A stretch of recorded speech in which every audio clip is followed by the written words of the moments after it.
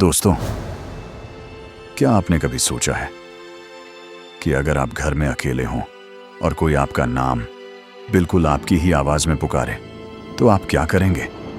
Reddit के एक user ने बताया कि कैसे उसने अपनी ही मौत को 1 सेकंड से टाल दिया। ये कहानी सुनने के बाद आप कभी अंधेरे में अपना नाम सुनकर पीछे नहीं मुड़ेंगे। रात के 3 बज रहे थे। मैं अपने कमरे में हेडफोन लगाकर गेम खेल रहा था। घर में मेरे अलावा सिर्फ मेरी मम्मी थी जो दूसरे कमरे में सो रही थी।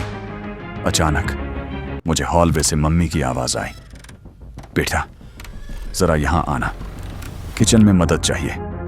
मैं उठने ही वाला था कि तभी मेरे फोन पर एक मैसेज आया। वो मैसेज मेरी मम्मी का था। उन्होंने लिखा था, मैं मौसी के घर रुक गई हूं, दरवाजा अंदर से लॉक कर लेना। मेरी रूह कांप गई। अगर मम्मी घर पर नहीं है तो किचन से मुझे कौन बुला रहा था? मैं बिल्कुल सुन्न हो गया। किचन से वही आवाज फिर आई, बिल्कुल मम्मी जैसी, बेटा जल्दी आओ ना। मैंने हिम्मत की और दबे पांव दरवाजे के पास गया और धीरे से बाहर झांका। हॉलवे में अंधेरा था।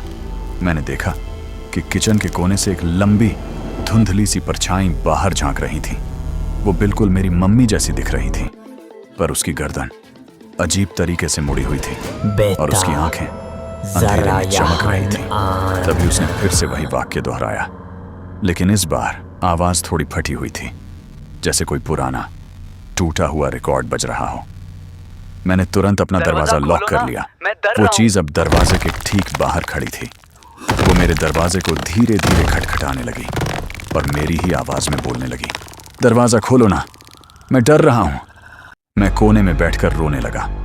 पूरी रात वो चीज मेरे दरवाजे के बाहर मेरी मम्मी की और मेरे दोस्तों की आवाजें निकालती रही। लेकिन असली डर तो तब शुरू हुआ जब मैंने अपना फोन चेक किया।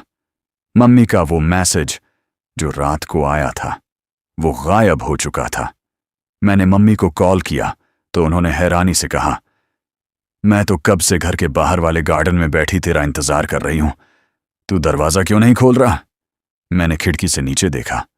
मम्मी वहां खड़ी थी, लेकिन जैसे ही उन्होंने ऊपर मेरी तरफ देखा, उनकी मुस्कान कान तक फैल गई और उनका चेहरा धीरे धीरे पिघलने लगा। मैं अब भी अपने कमरे में कैद हूं। बाहर से अब भी वही आवाजें आती हैं। सबसे डरावनी बात, अब मुझे आईने में अपना अक्स नहीं दिखता। मुझे लगता है वो मिमिक अब मेरी जिंदगी जी रहा है और मैं सिर्फ एक भटकती हुई आवाज बनकर रह गया हूं। अगर आप ये वीडियो देख रहे हैं तो अपने घर के आईने चेक करें। क्या वहां आप ही हैं या कोई और? दोस्तों, अगर कभी आपको लगे कि कोई आपकी आवाज की नकल कर रहा है तो कभी जवाब मत देना। क्या आपके साथ कभी ऐसा कुछ हुआ है? कमेंट में जरूर बताएं। Good night.